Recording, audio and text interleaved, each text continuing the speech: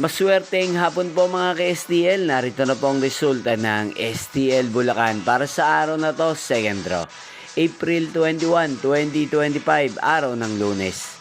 Naway ang mga natayaan nyo pong mga numero kanina ay manalo nawa ngayong hapong ito, 4 PM. Kaya kunin nyo na po ang inyong mga tickets. Narito na po ang resulta.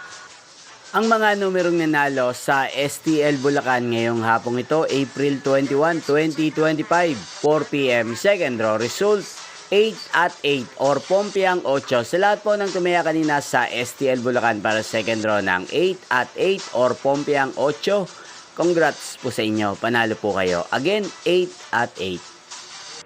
At ngayong hapong ito sa STL Bulacan, natin pong i-shoutout si Ate Diana ng Bulacan na lagi din pong nanonood sa channel ito. Shoutout po sa inyo, Ate Diana.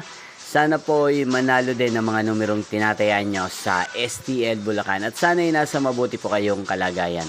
At sa lahat po ng mga taga Bulacan dyan na lagi din pong nanonood sa channel ito, shoutout po sa inyo.